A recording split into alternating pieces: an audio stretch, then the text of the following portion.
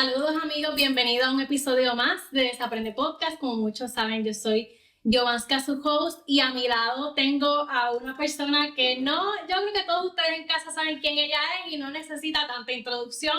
Bienvenido, Sobeida Hoy. Gracias por estar aquí, gracias por este espacio. Tú sabes que decía en este adelanto que vamos a poner en las redes, de que a mí me emociona porque la realidad, primero, hace tiempo que alguien no me entrevista. Estoy haciendo un podcast, análisis de la Z a la A, y estoy en televisión, pero en lugar de entrevistándome a mí, yo estoy entrevistando, haciendo preguntas, así que hace tiempito que no me entrevistaban, pero más importante para mí, que bueno, que es una mujer joven, porque la verdad es que yo creo que hace más falta voces de mujeres y mujeres jóvenes, así que te felicito por esto. Correcto, muchas gracias. Hablando de la Z a la A, medio de la A, de la Z a la A. Oh, sí. Que cabe recalcar, me encanta ese. ¿De verdad? ¿Me estás escuchando? Sí, bueno. me gusta mucho, y ya un poquito más adelante vamos a hablar un poco de esto, porque algo que yo critico mucho de estos espacios políticos es como la ambigüedad con la que hablan, ¿no? Estos como que lenguajes que es como, mira, háblame arroz y habichuela para que nosotros los jóvenes podamos conectar más con eso. Okay. Pero ya eso, vamos a hablar luego de eso. Una de las razones por las cuales quería traerte a este espacio es porque me siento hasta cierto punto muy identificada contigo. Ajá. En los espacios en donde, ¿verdad? En donde te mueves, por así decirlo. Voy a hablar un poquito, para darte un poquito de contexto. Yo soy modelo, soy periodista, y en muchas ocasiones a mí se me dijo de que una mujer no podía, si tú eras una cosa, no podía ser otra. Entonces como que te estigmatizan de, pero si tú piensas así o físicamente te ves así, es imposible que andes para allá. Y es como, ¿por qué? Porque tenemos que estigmatizarnos. Y en ese punto, obviamente pues eres una mujer estadista, eres del partido PNP, sin embargo, tus ideologías en múltiples ocasiones son bien liberales, ¿no? Y eso para mí es majestuoso porque lleva un mensaje bien directo, no solamente a la juventud y a las mujeres, sino a las personas en general, de que se puede ser muchas cosas a la vez, se puede pensar de muchas maneras, y eso no determina cuán mayor o menor valor tú tengas como persona. Pero antes de entrar a ese tema, me gustaría saber un poquito de quién es Sobeida Hoy, okay, cómo llega a este espacio y si supiste toda tu vida que querías dedicarte al servicio público. Pues mira, déjame contarte, y para no aburrir a quienes te ven, en términos generales, yo vengo de una familia, éramos 5 hijos e hijas, 3 nenas, 2 varones, los 2 varones ya fallecieron, las 3 nenas todavía estamos en este mundo. Mis papás, mi mamá fue una mamá dedicada por completo a sus hijos e hijas. Mi papá fue vendedor de ropa toda su vida. Ninguno de los dos hizo más allá de cuarto año, y yo fui la primera y de hecho de las hijas, la única que estudió a nivel de, por ejemplo, yo soy abogada, tengo la escuela de Derecho.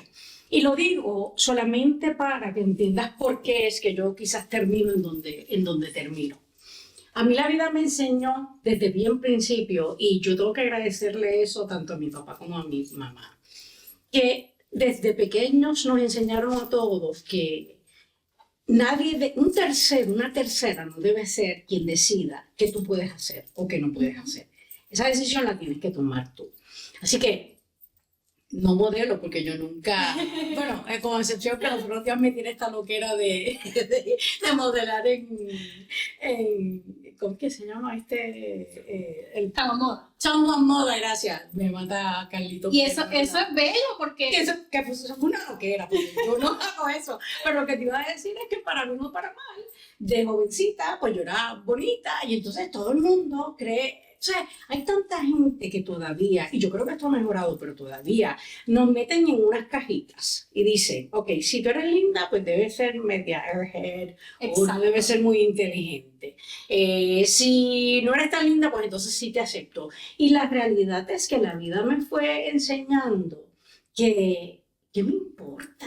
Si el tercero o la tercera cree que porque yo puede que sea linda, él crea o ella crea que yo tengo menos capacidad. Yo lo que voy a hacer es que no voy a permitir que esa opinión de una tercera a mí me condicione lo que yo voy a hacer en mi vida.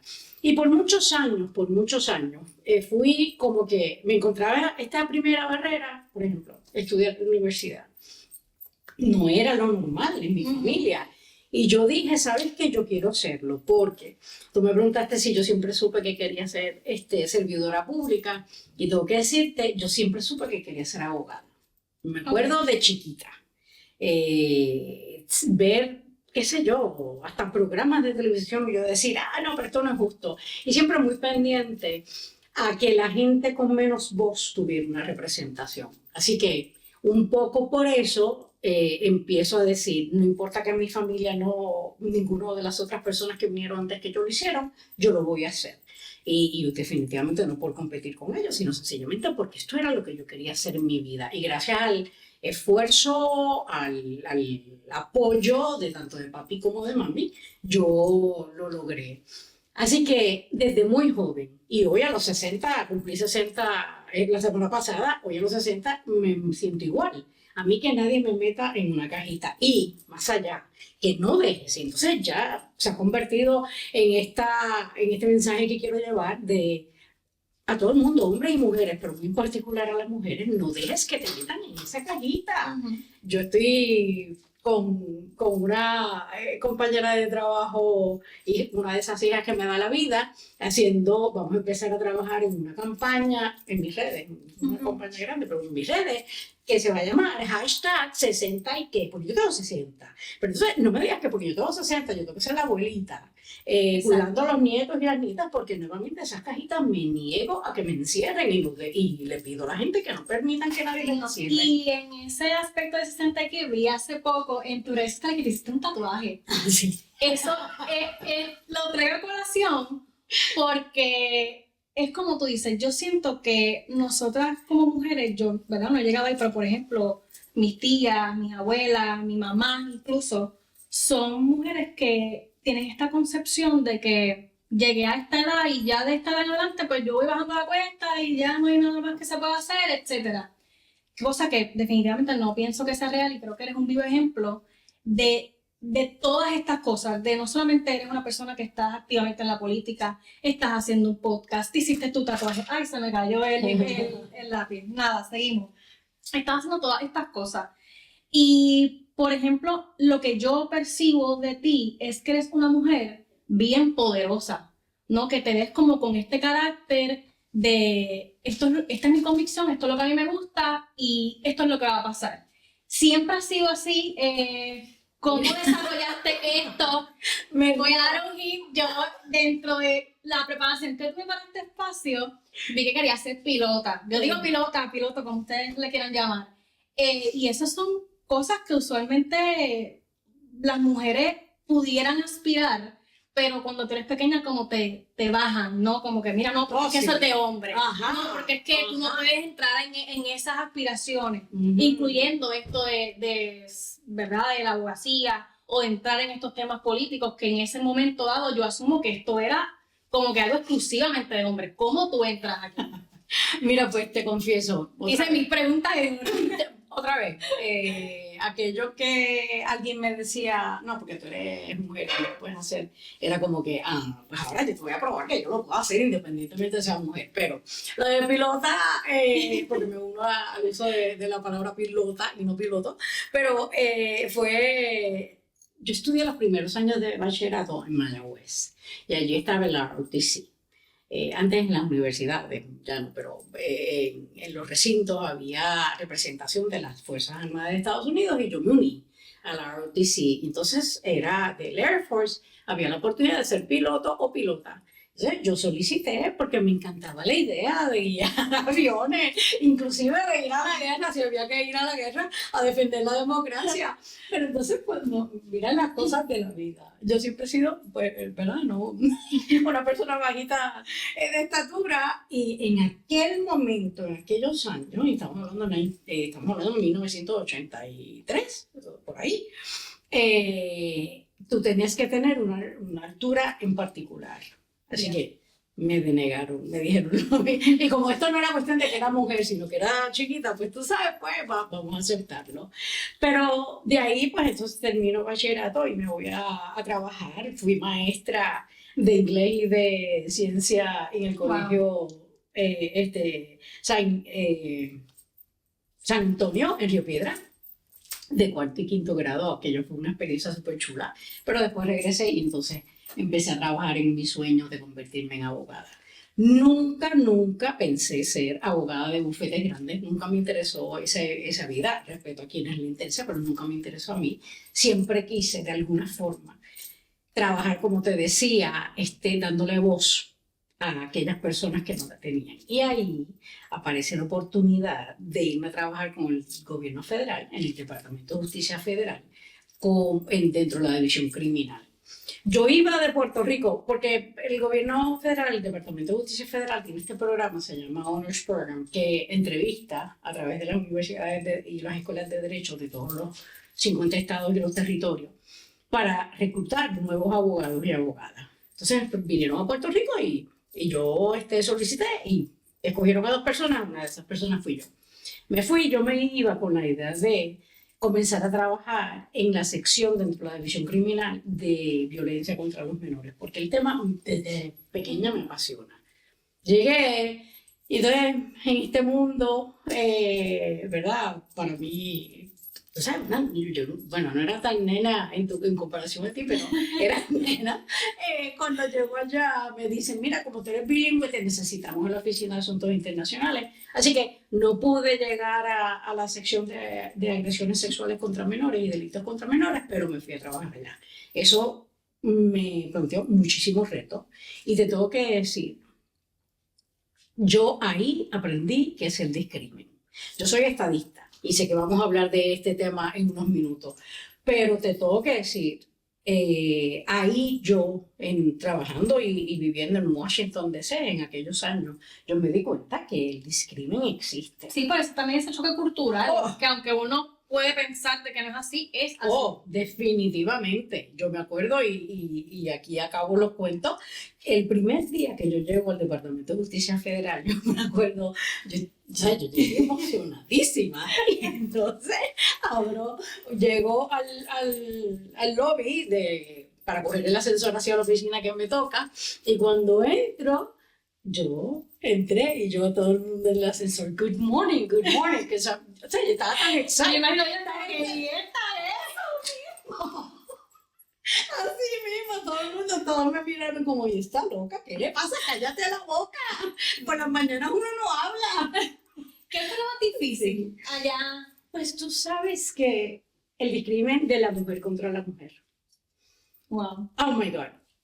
Yo recuerdo que hombres que fueron compañeros y hasta jefes míos, en ese momento, estamos hablando de 1993, por ahí. Sí, que en esos tiempos es mucho más marcado que ahora. Definitivamente. Pero entonces todos ellos y ellas, la mayor parte de ellos, fueron bien, con mucho apoyo.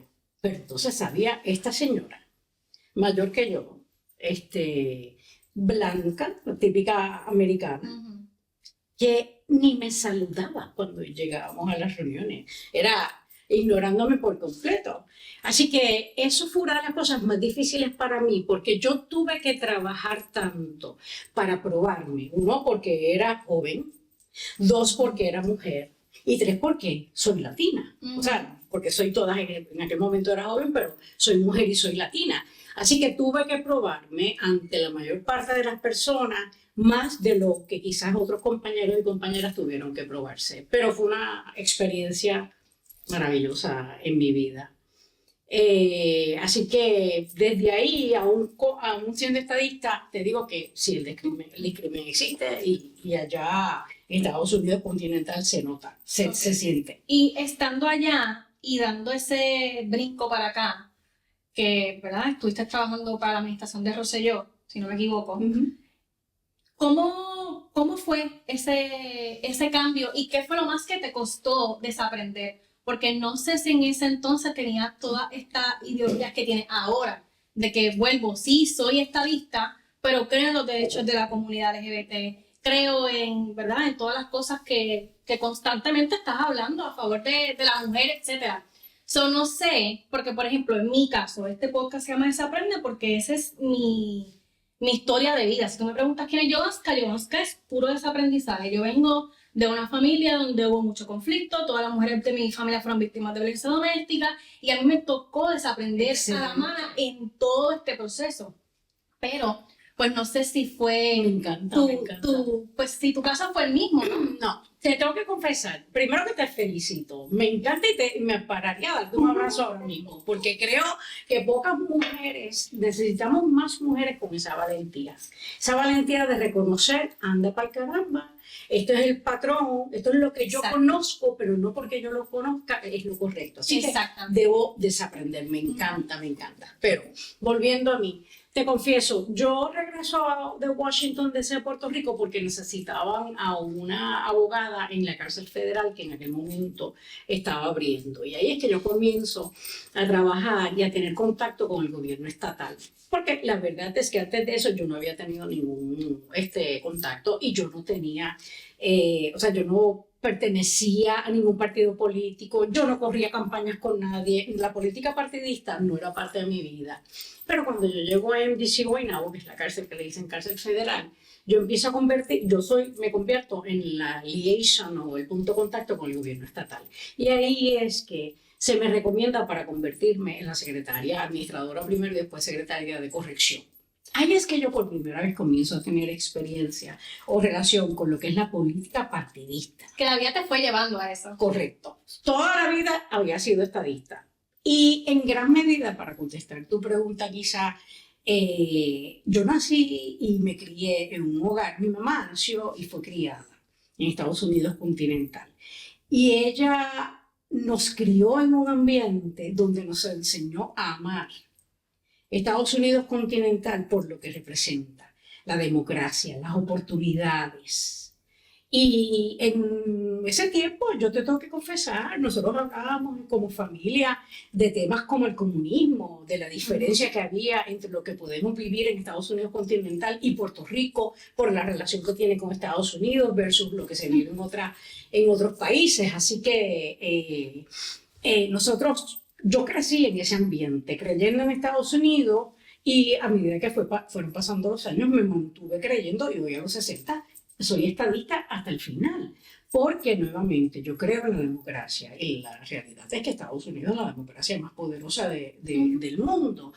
Lo que pasa es que en este momento esa democracia yo creo que está en peligro. Y no voy a entrar, ¿verdad? Porque eso no es la pregunta, pero la democracia es algo que se lucha diariamente para mantenerla. Yo creo que está en peligro en Estados Unidos continental. Y si dejara de ser democracia, o sea, si dejara de ser lo que es como nación, entonces yo no sé si yo sería estadista, porque yo soy estadista por lo que representa. Pero bueno, volviendo a esto, yo creo que yo siempre he sido bien liberal, porque te aseguro que siempre he sentido la necesidad de respetar la diversidad. Siempre he sentido, oye, en 20.000 ocasiones en mi vida. He juzgado, he discriminado y me arrepiento de eso. Pero como tú bien dices, uno va desaprendiendo. Y yo siempre he sentido, y a medida que han pasado los años, pues lo siento todavía con más fuerza, la necesidad de respetar al otro y a la otra por lo que son. No querer imponer lo que yo creo sobre las demás personas, pero que respeten mi forma de ser o que respeten en lo que yo creo. Y sí creo con mucha vehemencia, con mucha fortaleza pelear por aquello en lo que yo creo. Así que si hubo un día que yo dije, iba a decir coño, vea que se puede hablar aquí se pasa de todo. Decidimos hablar. Pero si fue un día que yo dije, coño, yo soy liberal porque yo respeto y apoyo a la comunidad LGBTIQ+, a los derechos de la mujer, no. Yo creo que siempre lo fui. Sí, fue como progresivamente. Pero lo que pasa es que cuando llego al Senado es cuando entonces más tengo que defender esto. Porque cuando yo llego al Senado de Puerto Rico, que de corrección me voy a la vida privada como abogada a mi oficina y después corro para el Senado de Puerto Rico. Me convierto en senadora por acumulación y allí es que me doy cuenta la necesidad Sí, me es como, anda urgente. para el canal que ya me acabo de meter. No, ¿Qué no, es y la esto? necesidad urgente de que haya quien represente a las minorías. Ujú. Porque tú no tienes idea de cuánta gente no tiene voz en algunas legislaturas. Y ciertos legisladores y legisladoras le dan voz a esa gente. Cuando yo entré, yo te confieso, uno de los temas que a mí más me dolió no lograr fue el de las terapias de conversión. No sé si sabes qué son las Sí. terapias, pero pues a los chicos y a las chicas, entre religiosos y Eso es horrible. profesionales de la salud, exacto, le tratan de convencer de que ser de la comunidad o es un pecado si lo ves desde la perspectiva de la religión, o es una enfermedad si lo ves desde la perspectiva de la salud. Como que Dicen tienes demonios ellos. por dentro. Exacto, y te tratan de decir que eso que Pero tú no. eres no puede ser, etcétera. Y yo te confieso, yo no sabía que era eso, pero tan pronto compañeros de allí del Senado, específicamente la oficina de Eduardo Batia, me presentaron la idea de unirme para trabajar para que en Puerto Rico sean prohibidas. O sea, no me tomó nada. Bueno, me tomó lo que yo sí le dije, déjame estudiar un poquito el tema, y tan pronto empecé a leer, apoyé la medida y la trabajé hasta que lamentablemente no logramos su aprobación. Pero lo que te quiero decir es que yo creo que yo siempre fui liberal, pero cuando levanté la voz a favor de esto, fue cuando mayormente en el Senado me di cuenta de la necesidad urgente de darle voz a un montón de gente que no la tiene. Pero, por ejemplo, en corrección yo defendí mucho a la confinada mujer. Ujú. En los sistemas correccionales, y no en Puerto Rico nada más, a la mujer es la que menos invierte pues, en los programas para ayudarla, en las condiciones de vida de las confinadas. Así que yo me aseguré de tratar de mejorarle las condiciones de vida a la mujer confinada. Así que siempre un poco, desde donde he estado, he tratado en la medida en que he podido darle voz y ayudar a esas poblaciones minoritarias. Como mujer estadista que tiene, ¿verdad?, todos estos ideales, ¿cuál es el desafío más grande que has tenido aquí en la política pública en Puerto Rico? Porque, no sé, esta es mi forma de pensar, pero siento que hay demasiado macharrán allá adentro. Es una realidad, este es mi punto de vista, so sorry, pero espérate, macharrán hombres y macharranes mujeres, sí, porque incluyendo también a las mujeres, incluyendo a las mujeres. Ok, pues ahí estamos. Creo que esas, ahí, bueno, ni hablar de las mujeres que, Estamos de que acuerdo. están legislando en contra de nosotras, de nuestros Correcto, derechos. Es como, correcto. el sentido de empatía está en cero. Sí. Pero bueno, eso ya es otro tema. Pero ¿cuál ha sido el mayor reto dentro de un partido que obviamente no vamos a generalizar, porque yo siento que en todos los partidos hay gente buena como hay gente mala? Eso es en absolutamente todas partes. Pero muchas personas de ese partido se pueden percibir como esto, como personas macharranes, que legislan en contra de los derechos de la mujer, que son, ¿verdad?, un partido bastante conservador. ¿Cuál es el reto más grande que has tenido ¿verdad?, en ese campo como tal? En la vida pública, nosotras las mujeres, las que decidimos estar en la vida pública, ya sea desde puestos electivos o desde cosas como las que tú estás haciendo, siempre nos estamos poniendo en riesgo de que la gente se sienta con el derecho a criticar, a hablar sin saber. Y yo me he encontrado a través de los años en varios momentos que para mí han sido impactantes. Y un poco para contestar tu pregunta, por ejemplo, yo tenía 32 años cuando yo fui secretaria del Departamento de Corrección y Rehabilitación, y en ese momento, Súper joven. y lo más seguro que ni te acuerdas de esto, pero en ese momento salió una noticia que yo era amante de Pedro Rosselló. Y entonces, o sea, ¿de dónde le voy a sacar?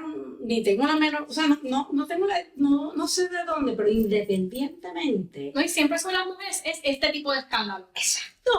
Exacto. O sea, la gente no podía pensar en que yo llegué ahí a los 32 años por mis méritos. No, tiene que haber sido porque con alguien me acosté.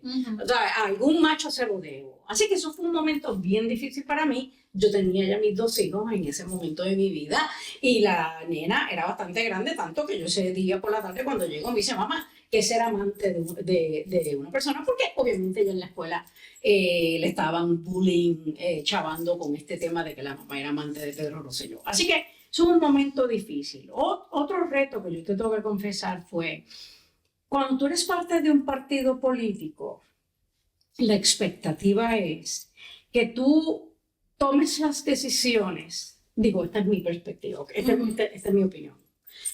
Puede que tú le preguntes a otro político y te diga que no está de acuerdo, pero desde mi perspectiva, lo que yo aprendí, y yo no lo sabía. Cuando perteneces a un partido político, parecería que la perspectiva es que tú apoyes todo lo que el partido diga. Y lo de otros partidos no lo apoyes, porque tú sabes, no puede ser que los unos o las otras tengan buenas ideas.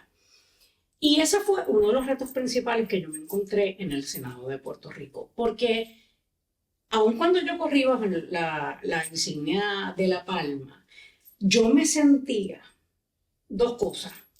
A mí me eligieron las personas para servirle a Puerto Rico, no para servirle a los PNP o a las PNP, a servirle a Puerto Rico. Y segundo, para mí Puerto Rico es antes que ninguna otra cosa. Mi lealtad para con Puerto Rico es antes que mi lealtad para con cualquier líder, para con cualquier partido político. Así que cuando yo llegué al Senado, que comencé a, en algunas ocasiones, votar en contra de medidas que eran del Partido Nuevo Progresista. En otras ocasiones, como ya te dije el ejemplo de las terapias de conversión, votar a favor de medidas que traían otros ¿verdad? Líderes de otros partidos, pues empecé a sentir mucha presión, mucho crítica de parte de aquellos que entendían que esto no era el papel que se suponía que yo como senadora por acumulación bajo el Partido Nuevo Progresista hiciera. Y la verdad es que ese yo creo que fue el reto principal y obviamente defender dentro de un partido como el que tú sabes que es conservador. Muchos de los líderes, principales líderes de este partido, y mujeres y hombres son conservadores. Yo tengo que, con el respeto, y el que le caiga el sayo que se lo ponga, muchos de ellos conservadores en palabra, pero cuando tú escarbas un poquito, nada de conservador. Exacto. Bueno, pues dentro de un partido como ese, yo empecé a darle voz a los derechos de comunidades minoritarias, pues eso también trajo mucha crítica de parte de algunas personas que creían que yo no debía estar, ¿verdad?, haciendo eso porque no era lo que le tocaba a una senadora del Partido Nuevo Progresista. Pero la verdad es que nuevamente, Jovanska, yo tengo que seguir con esta cantaleta. No permití que me metieran en la cajita. Ni en la cajita de porque soy mujer, ni en la cajita de porque tengo 60 años ahora, ni en la cajita porque soy estadista, correcto. Y hablando de todo esto, yo creo que mucho se romantiza esto de la super mujer y de que todo lo podemos, y en tu caso, pues obviamente para mí y para muchas otras personas estoy segura que eres un ejemplo a seguir, pero sé que detrás de todo esto, como estabas comentando, el escándalo de que supuestamente eras la amante de Rosselló, yo sé que como eso han pasado muchas otras cosas. ¿Cómo trabajas tu salud mental? Porque esto es algo que a mí me gusta mucho hablar en este podcast, porque mucho vemos en las redes sociales y mucho nos podemos identificar con estas personas, pero lo que a mí me gusta siempre decir a las personas que me siguen es que detrás de esto hay un gran trabajo. O sea, hubo en muchas ocasiones, seguramente hubo lágrimas, no se pasó bien, no se pasó bien, seguramente. No sé en tu caso, pero muchas personas que he tenido a mi lado me dicen, yo estuve a punto de pensar de quitarme de todo esto porque es que la presión es fuerte. Yo no me quiero imaginar en estos temas que son políticos y que estás rodeada de tantos hombres, porque es una realidad y porque después la política es muy compleja y hay mucha gente que no entiende y a veces uno trata de hacerlo mejor y la gente lo puede percibir de otro punto de vista. Así que en ese punto, ¿Cómo has trabajado tu salud mental? Mira, te confieso, definitivamente, ha habido momentos de mucha frustración, muchas lágrimas. De hecho, en ocasiones hasta de arrepentimiento y de cuestionarme qué yo hago aquí. Sí, sí, definitivamente. Pero cuando llegan esos momentos, primero que me exijo, yo soy muy exigente conmigo, digo, y los compañeros y compañeras que han trabajado conmigo también tienen día con ellos también, pero me exijo recordar aquellas lecciones que aprendí en ese momento. Y yo soy la mujer que soy a los 60 años por cada una de esas experiencias, las buenas y las malas, de verdad que sí. Así que, por ejemplo, yo tengo 60 y yo me pregunto a veces me cojo preguntándome, ¿yo debí haber dejado el gobierno federal?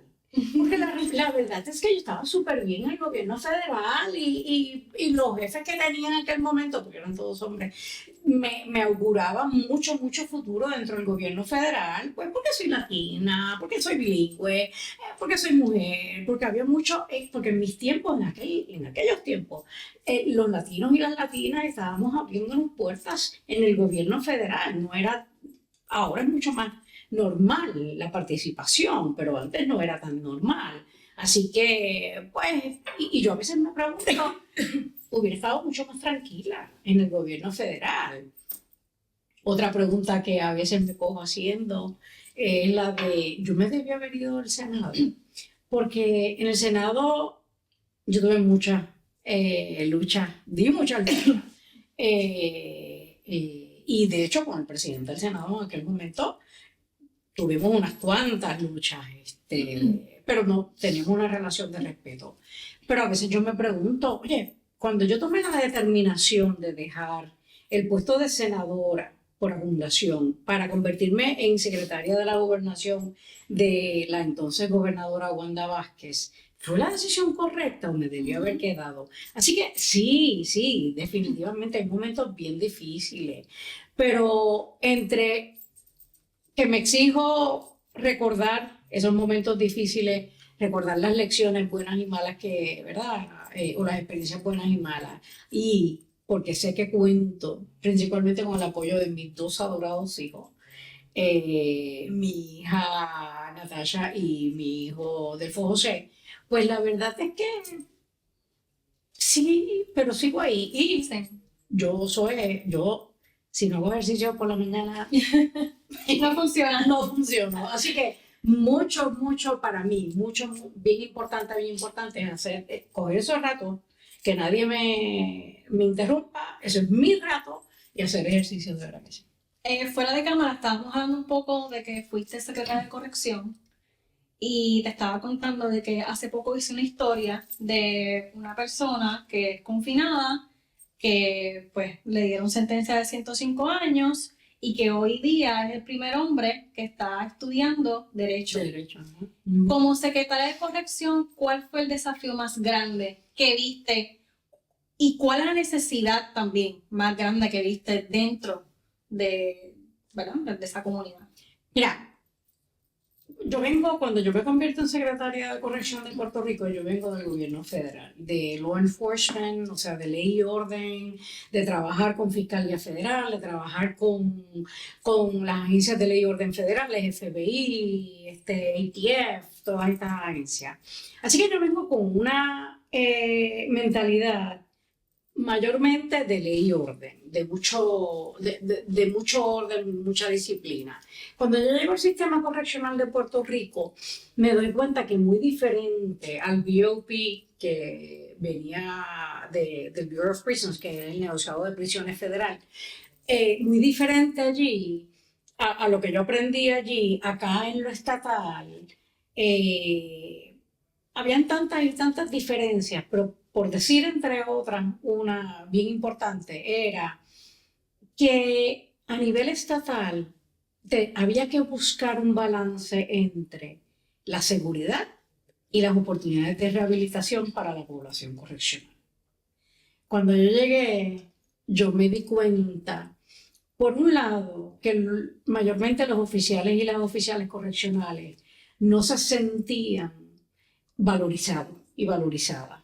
Sentían que nadie los apoyaba. De hecho, cuando yo llegué, muchos de ellos y ellas entraban a las unidades de vivienda por miedo a su seguridad.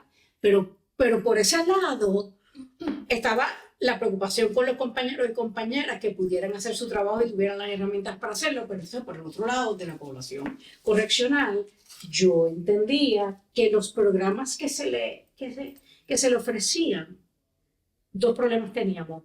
No eran suficientes, no eran quizás los necesarios y apropiados para esa población. Y segundo, yo tenía en aquel momento un problema de gangas bien fuerte, de gangas dentro de las instituciones correccionales. Y entonces los líderes o autodenominados líderes de esas gangas decidían si un confinado o una confinada iba a coger clase o iba a trabajar. Y no era una decisión de él o la confinada. Y la realidad es, Jovanska, que la rehabilitación es una decisión individual. Yo puedo darte todas las oportunidades del mundo, pero si tú no decides que tú quieres cambiar tu vida y quieres aprovechar esas oportunidades, nadie te va a poder rehabilitarte. Así que me encontré con el reto de que no había, el sistema no estaba proveyendo las oportunidades necesarias y por el otro lado, de aquellas que se estaban proveyendo, la decisión no era de cada confinado y confinada, sino que de unos líderes, unos de autodenominados líderes.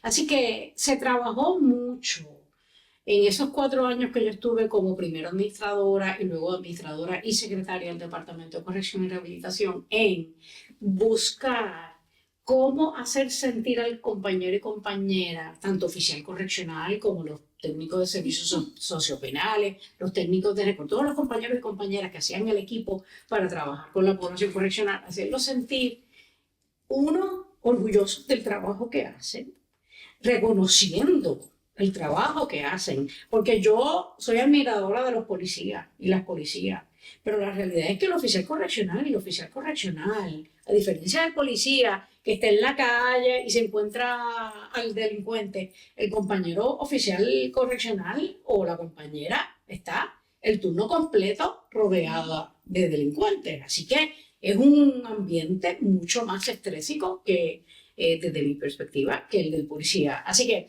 trabajé en eso, en darle las herramientas para que se sintieran comprometidos con el trabajo que hacen y tuvieran las herramientas. Y por el otro lado, trabajamos para buscar ese balance entre la seguridad y la rehabilitación o las oportunidades de rehabilitación. ¿Cómo lo ves hoy?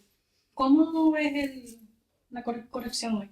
Mira, mi conclusión es, yo quisiera tener el poder para decidir que ningún menor de edad va a ir a una cárcel.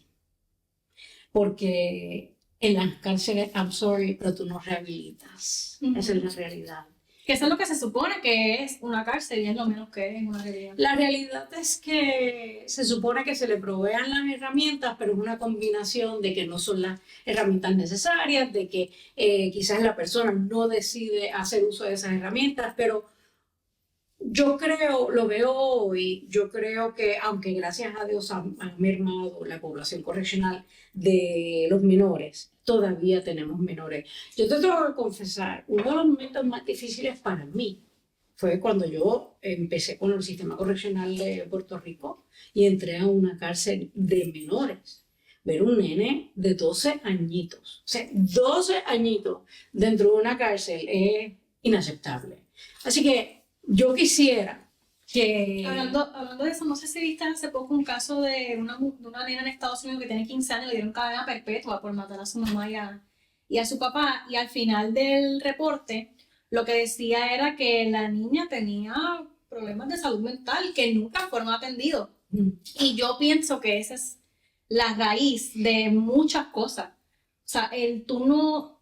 como querer poner una gringola allá y no quiero mirar eso, o minimizar la salud mental, por eso también hice la pregunta que te hice ahorita, porque ya de adulto pues lo vemos de una manera distinta como lo vemos, pues, como vemos a los niños, y siento que si de raíz hubiésemos atacado eso, tal vez las cosas fueran distintas, y no, o sea, yo no estoy para nada justificando, pero muchos de estos niños, adolescentes que van a las escuelas en Estados Unidos y tirotean a medio mundo, es que son problemas que ese niño te dio a ti todos los red flags que tú como institución no quisiste ver, o no viste porque no tienes suficiente personal, o whatever, lo que sea, pero los red flags siempre estuvieron ahí. Completamente de acuerdo, y si tú miras a la población correccional de menores, la mayor parte de ellos, por no decir todos, la mayor parte de ellos son víctimas de algo, algún abuso, alguna negligencia, quizás de problemas de salud mental que no fueron atendidos,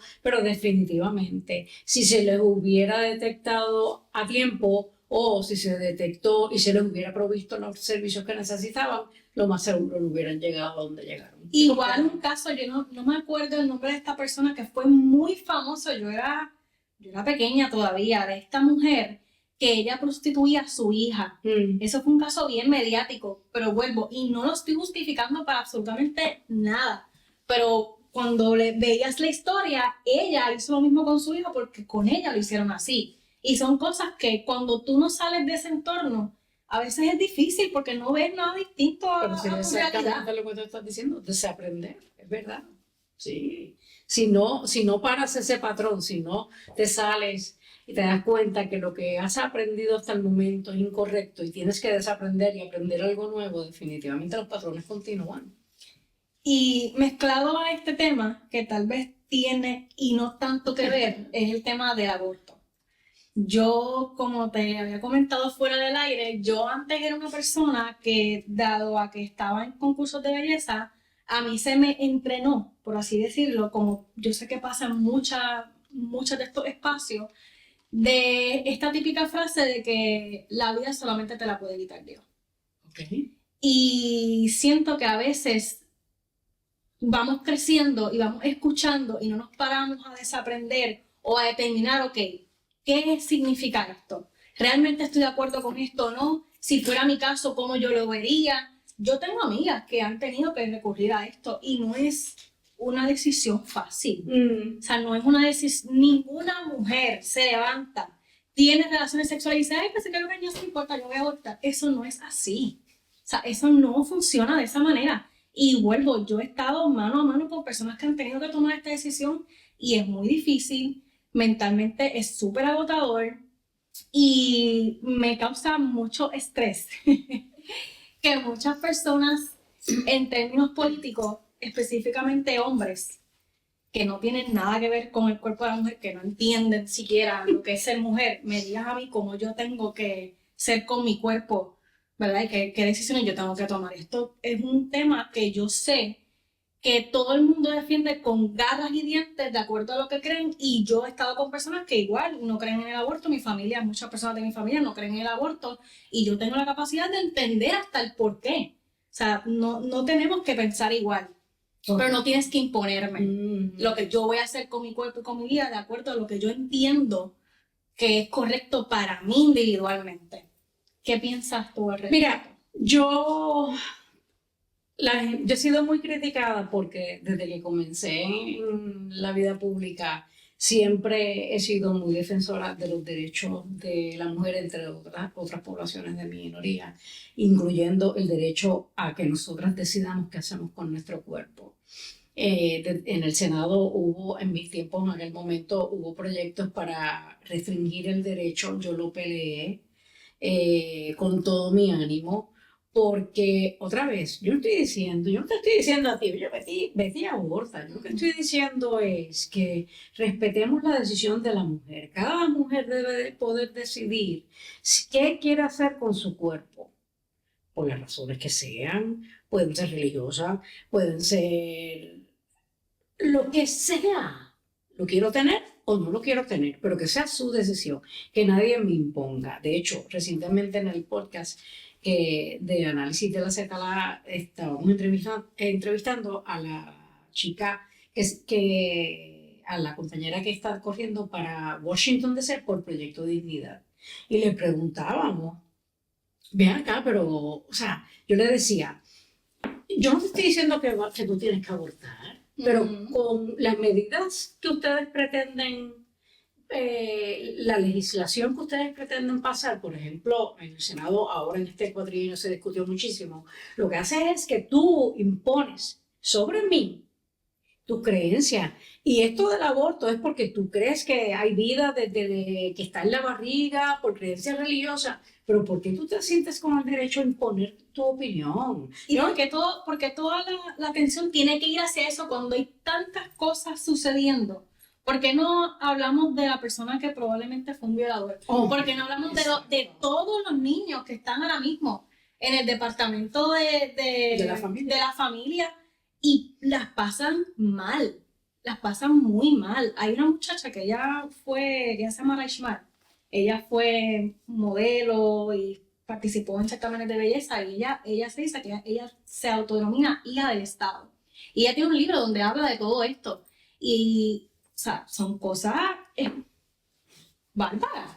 O sea, ¿por qué no por qué todo el tiempo centrar esta idea en sí o no, o eres una asesina o no eres una asesina, cuando al final del día esto es cuestión de salud pública porque lo que realmente se está, o este es mi punto de vista, tú lo que estás es segregando a la mujer que no tiene dinero, porque la que tiene dinero se va a ir a otro estado. Excelente Se ve a otro punto, estado y lo va a hacer. excelente punto. Lo va a hacer. Entonces, ¿qué tú estás promoviendo? Que se vayan a clínicas clandestinas, que pierdan su vida, que tengan infecciones. Ese es el punto del aborto. No es aborto sí, aborto no, es por qué podemos hacer, ¿verdad? Para la salud integral de una mujer. Y déjame añadirle a lo que tú estás diciendo. Recientemente, no sé si lo leíste, pero la hoy senadora Rodríguez Bebe estaba muy orgullosa diciendo que el Departamento de Salud acaba de aprobar un reglamento. Quería preguntarte sobre eso ahora. A mí me preocupa ese reglamento. Para que la gente entienda, el reglamento establece... perdón. No te preocupes. Estoy ahora yo. Si no me equivoco, el reglamento lo que establece es que si una menor de edad va ¿verdad? A ir a una clínica, el padre o el tutor tiene que firmar la autorización, o por lo menos dentro de. Lo que pasa es que especifica si es de 15 años o menos. Ajá. Y para mí, por lo menos este es mi punto de vista, vuelvo. Y estoy abierta a desaprender sobre este tema porque pues, es parte de. Pero, ¿qué pasa cuando el violador es el papá? Bueno, pues, supuestamente, yo no me he leído el reglamento, lo estoy buscando para leérmelo y poder hablar con conocimiento, pero a base de lo que he leído, reseñado en los medios, me preocupan varias cosas. Una, la mayor parte de los embarazos de las personas o sea, de las agresiones sexuales contra menores de edad, niñas y niños, son provocadas, el victimario es un familiar o un conocido de la familia. Así que ahora con este reglamento, muchos de esos casos pudiera ser donde la víctima, quien le provocó el embarazo, va a ser un papá o un padrastro o un amigo de la familia. Entonces el reglamento dice que ese papá que pudiera ser el victimario tiene que darle autorización. Así que aquí hay un peligro. Segundo problema. Yo creo, con respeto a la senadora, pero yo creo que ella está más preocupada por quitarnos el derecho a decidir sobre nuestro cuerpo que por 100%. 100%. Y te voy a decir porque es que yo lo digo. Es como una cacería. Y te voy a decir porque yo lo digo. Yo lo digo porque ¿por qué a ella no le interesa monitorear los embarazos de las menores de edad, aunque no vayan a pedir el aborto? Porque nosotros en Puerto Rico tenemos información de qué menor de edad tiene un embarazo en los hospitales, ¿saben? ¿Y por qué a ella no le interesa eso? Y solamente le interesa la menor de edad que pide el aborto. Y déjame decirte, de esos embarazos de menores de edad, muchos de ellos también son provocados por situaciones de incesto, de violación. Pero a esos, esta senadora no los quiere investigar. No le interesa investigarlo a esas menores, pero sí a aquellas que quieran abortar. Y por eso es que yo he concluido que ella, más que importarle la menor de edad y la protección de esa menor de edad, lo que quiere es, de alguna forma, y lo que no logró por legislación, ahora lo está tratando de hacer por reglamento, es prohibir que tú y yo tengamos el derecho a decidir qué hacemos con nuestro cuerpo. Completamente. Bueno, me encantaría quedarme aquí y hablar contigo toda una vida, pero de verdad que mil gracias. Gracias. Gracias por este espacio, por decir que sí, por estar aquí. Me encantaría una segunda parte porque hay muchas cosas que me encantaría seguir platicando contigo, me parece súper interesante. Así que te auguro mucho éxito y de verdad que me siento bien honrado por tu invitación. Mil gracias. Puedes decirle a mi comunidad dónde pueden conseguirte en las redes sociales, los proyectos que tengas. Pues mira, la verdad es que yo soy malísima con eso, pero sé que tengo, ¿cómo es? Lo que antes era Twitter, pero ahora X. Sí, pero seguimos llamando de Twitter. Pero fíjate, lo que más ahora le estoy haciendo y te invito a que me sigas es en el podcast que estoy haciendo con el ex gobernador Aníbal Acevedo Vilá, en análisis de la Z a la A. Por eso era que al principio yo más que decía que conste que es de la Z a la A, porque es de Zoe a Aníbal. Pero nada, en ese podcast yo te tengo que decir, a mí esto de los podcasts me encanta. Primero que puedo hablar malo y nadie me dice que no puedo hablarlo. No hay tiempo, tienes todo el tiempo para poder hablar y desmenuzar ese tema y no estás ahí como que deprisa, que digo que es más importante. Aquí todo es importante. Como en las columnas, que tú tienes el espacio limitado, o en los mismos programas de televisión, que el tiempo es limitado, así que me encanta. Así que me voy a seguir en análisis de la Z a la A y nuevamente, Yomancia, de verdad te auguro mucho éxito. Gracias, y en lo que yo pueda aportar, cuenta con esta servidora. Gracias, igual. Para todas las personas que me siguen y las que no me siguen, no olviden darle la campanita de YouTube, Spotify o donde sea que ven este programa lo puedas escuchar para que te llegue más rápido el contenido. No olvides también compartirlo con todas las personas allegadas a ti para que cada vez esta comunidad pueda seguir creciendo y de seguirnos en todas las redes sociales como Desaprende Podcast. Hasta la próxima.